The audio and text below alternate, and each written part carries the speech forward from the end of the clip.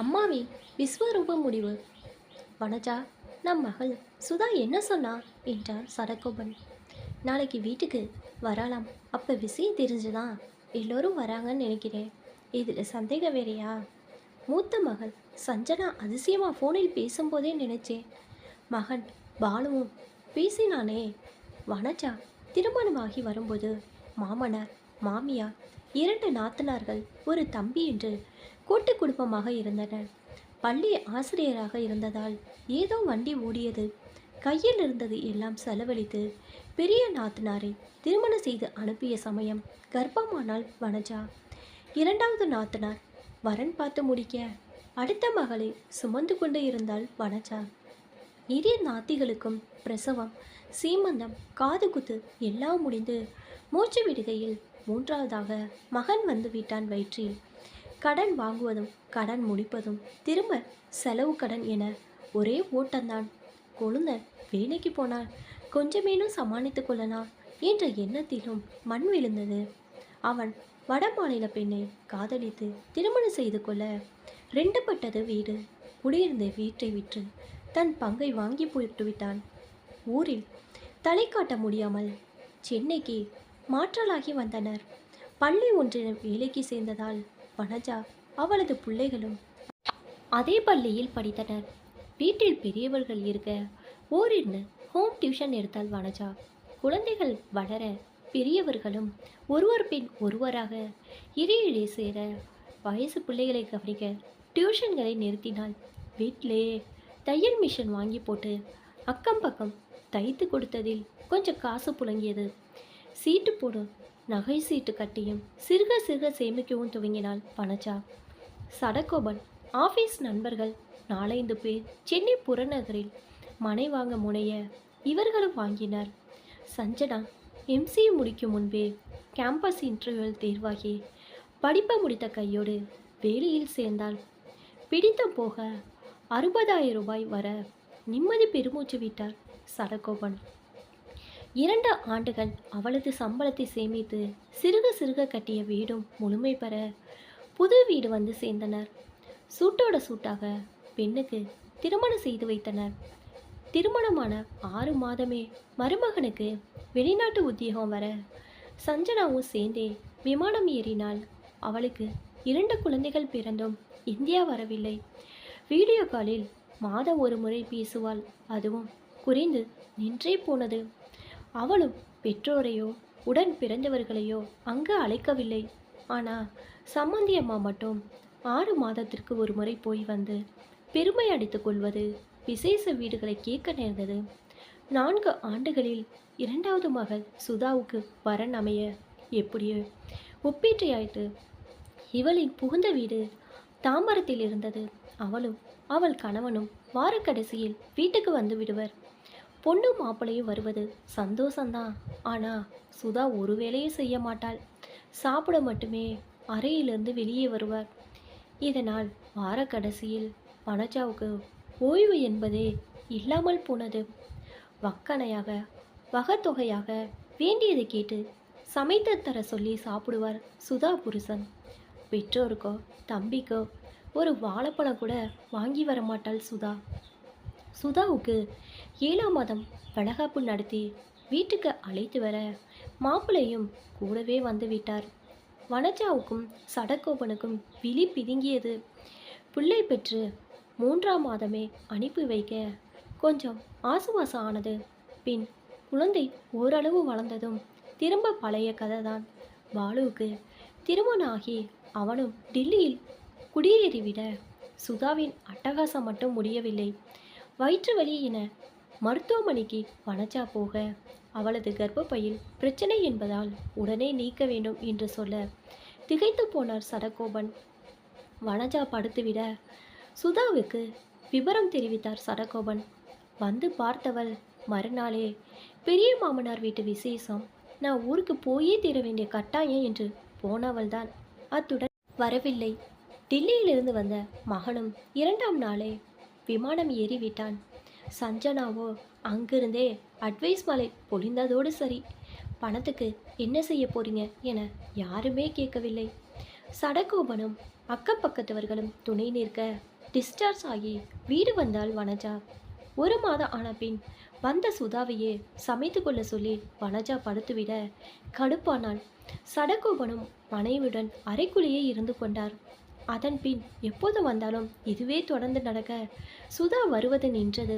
இன்னும் 10 நாளில் சடகோபன் ஓய்வு பெற உள்ளார். வனஜாவும் விருப்ப ஓய்வுக்கு விண்ணப்பித்து விடுமுறையில் இருந்தால் எப்போதும் இல்லாத அதிசயமாக பெற்ற 3மே அடுத்தடுத்து தொடர்பில் வர இத்தனை நாளும் வாழ்ந்த வாழ்க்கையில் நிறையவே பாட கற்றுக்கொண்டதால் சில முடிவுகளை எடுத்திருந்தாள் வனஜா. மகன், மருமகள், மகள்கள் மற்றும் மருமகன்கள் என வீடு கலகலவென்றிருந்தது. பேரன் பேத்திகளை அழைத்து வரவில்லை. முதல் நாளே அனைவரும் சுதா வீட்டுக்கு வந்து அங்கிருந்து ஒன்றாக இங்கு வந்துள்ளது அவர்கள் பேச்சிலிருந்து வனஜாவுக்கு புரிந்தது. காஃபி மட்டுமே கலந்து தந்து கணவனுக்கு அருகில் அமர்ந்து கொண்டாள் வனஜா. தங்களால் வந்து உதவ முடியாமல் போனதற்காக அழகான சாக்கு போக்குகளை சொல்ல வனஜாவும் சடகோபனும் ஏதும் பேசவில்லை. என்னவா ஸ்பெஷல் சமையல் இன்னைக்கு? எல்லாருமே அதிசயமா ஒன்றாக இருக்கோம் என்றாள் சுதா. அதான் நீயே சொல்லிட்டியே அதிசயன்னு. எனக்கு உன் கையால் பன்னீர் புலாவ் வேணுமா? அவர் புறப்படும் போதே சொன்னார். அத்தை கையால் அடையும் அவியலும் சாப்பிட்ட நாளாச்சுன்னு. சஞ்சனாவும் பானுவும் தங்கள் விருப்ப மெனுவை தெரிவிக்க புன்னகை மாறாமல், அதனால் என்ன, ஸ்வக்கி நம்பர் இருக்கா? இல்லை என்றால் நான் தரேன். வேண்டியதே ஆர்டர் பண்ணா 10 நிமிஷத்தில் சுட சுட வந்துடுமே என்றாள் வனஜா. 6 பேருமே வாயெடுத்து அவளை பார்க்க அமைதியாக இருந்தார் சடகோபன். அம்மா, உன் கையால் சாப்பிட்ணுன்னு வந்தோம்மா.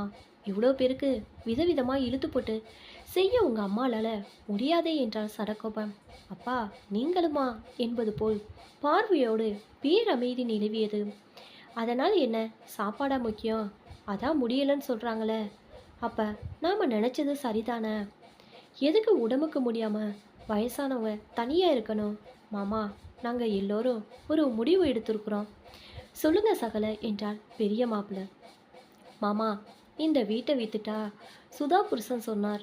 அதான் என்ன விஷயம் தெரிஞ்சுக்கிட்டு போகலான்னு வந்தோம். பட்டென்று உடைத்தாள் மருமகள். அது இல்லைப்பா, 2 பேருமே ரிட்டையர் ஆக போகிறீங்க. எதுக்கு தனியாக இருந்துக்கிட்டு 3 பேரோடுமே 4 மாதம் இருங்களே என்றான் பாலு. ஆமாம் மாமா, பாலு சொன்னாப்புல இருந்தா ஊருக்கு ஊர் பார்த்த மாதிரி இருக்கும், பேரம்பேத்திங்களோடு பொழுது கழிஞ்ச மாதிரி இருக்கும். ஏ சஞ்சு, சொல்லே என்றார் பெரிய மாப்பிள்ளை. அதான் எல்லாரும் சொல்லியாச்சேப்பா, இதான் எங்கள் முடிவு. வீட்டை விற்ற காசை 3ஆ போட்டு எங்களுக்கு கொடுங்க. அப்புறம் உங்களுக்கு சேர வேண்டிய ஆஃபீஸ் பணத்திலும் எங்கள் பங்கை கொடுத்துருங்க. நானும் யூஎஸில் வீடு கட்டியிருக்கிறேன், பணம் முடையாக இருக்குது என்றாள் சஞ்சனா. எல்லோருமே ஒவ்வொரு காரணம் சொல்ல வாய் திறக்கவே இல்லை வனஜா. வெளியில் வாங்கி சாப்பிட்டு முடித்தனர். மாலை பொழுது கவிழ்ந்தது. வாசல்புறம் வனஜா யாரையோ வரவேற்பது கேட்டது. வாங்க சார், 1 மாதத்தில் காலி பண்ணிடுவேன். இருக்கட்டுமா, நான் மிச்ச பணத்தை உங்கள் வங்கி கணக்குக்கு டிரான்ஸ்ஃபர் பண்ணிட்டேன் என்று கூறி அவர் கிளம்பிவிட மீண்டும் கூட்டம் கூடியது. இவர்தான் வீட்டை வாங்கியவராம்மா, இது கோடிக்கணக்கில் போகுமே, எவ்வளோ விழுந்த பேசுனீங்கம்மா என்றாள் சுதா. வனஜா, நாம் போகிற ஹோம்லேருந்து மேனேஜர் பேசினார். 1 வாரத்திலே தயாராகிடுமா. நடுவில் ஒரு முறை வந்து பார்க்க சொன்னார். ஏதாவது மாற்றம் செய்யணுமான்னு செய்து தரேன்னு சொன்னார். சரிங்க, இவங்க கிளம்பினதும் போய் வரலாம். என்னம்மா நடக்குது இங்கே? நீங்கள் ஹோம்லையா தங்க போகிறீங்க? எங்களோட வரலையா? அப்போ பணம் என்ன? ஆள் ஆளுக்கு கேள்வி எழுப்பினர். நாங்கள் எங்கேயும் வரல என்றார் சடகோபன். அப்பா, எங்கள் பணத்தை எங்களுக்கு தந்துடுங்க என்றான் பாலு. உங்கள் பணமா? எப்போ எங்கிட்ட கொடுத்தீங்க? அப்பா, விளாடாதீங்க. வீட்டை விற்றது, ஆஃபீஸ்லேருந்து வந்தது எல்லாமே கோடியை தாண்டுமே. அதை 3ஆ போடுங்கப்பா என்றாள் சஞ்சனா. அப்புறம் என்ன? அதான் எங்களோட வச்சுக்கிறோன்னு சொல்கிறோமே, அதை விட என்ன வேணும் என்றாள் சுதா. நிம்மதி வேணும். கடைசி காலத்தையாவது எந்த அக்கு தொக்கு இல்லாமல் கடன் உடன் இல்லாமல் இருக்கணும். எதுக்கு நாங்கள் உங்கள் கூட இருக்கணும்? உங்கள் பிள்ளைகளை காவல் காக்கவா, வேலைக்காரர்களாவா? என்னப்பா என்னென்னமோ பேசுகிறீங்க. இந்த வீடு எங்களுக்கு சொந்தம் தானே. அது விற்ற காசில் பாத்தியது இல்லையா என்றான் பாலு. எப்படி சொன்னோம்? இது எங்கள் சொந்த உழைப்பில் கட்டின வீடு. இதில் உங்களுடைய பங்கு என்ன? இதை விற்கிறதோ வைத்துக்கொள்வதோ எங்கள் இஷ்டம்.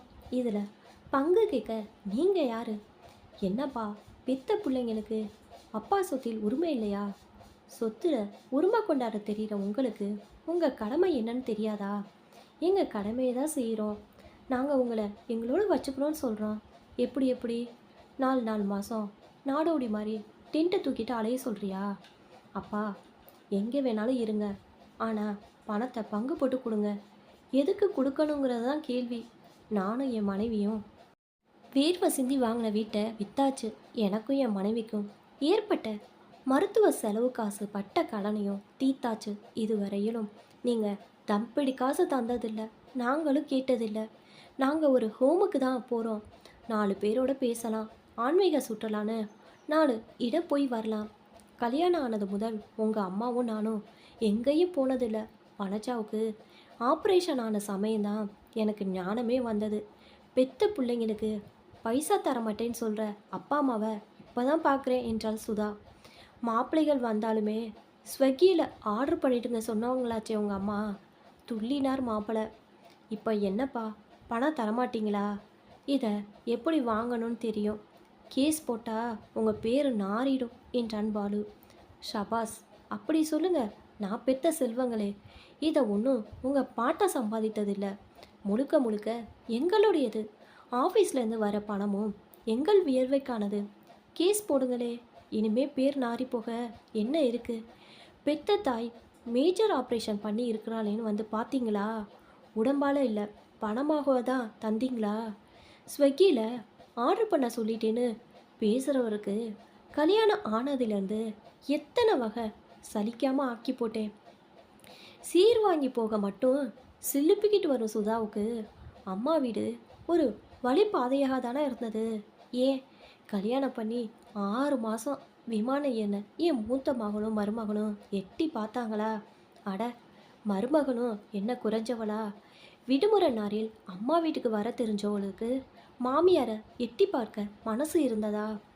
பெத்த மகனை கிட்ட வரல, யாரோ பெத்ததை சொல்வேனா? இது வரைக்கும் எங்க கை சாப்பாடு தான் சாப்பிட்ருக்கோம். இனியும் அப்படி தான். செத்தானும் இப்போ எல்லாம் குள்ளி பொண்ணுங்கிற அவசியம் இல்லை. சுவிட்சை போட்டால் சாம்பல் தான். நீங்கள் கிளம்பலாம், எங்களுக்கு நிறைய வேலை இருக்குது என்றாள் வனஜா. அம்மாவின் இந்த விஸ்வரூபம் அனைவரின் வாயையும் அடைத்து விட்டது. காலம் மாறிப்போச்சு. அம்மாண்டா தன் சுயத்தை அழிச்சிட்டு மெழுகுவர்த்தியாக தான் உருகி நிற்கணுமா என்ன? தன் சுயத்தையும் செம்மைப்படுத்தி கொள்வதில் தவறு என்ன இருக்குது? வனஜாவை தட்டி கொடுத்தார் சடகோபன்.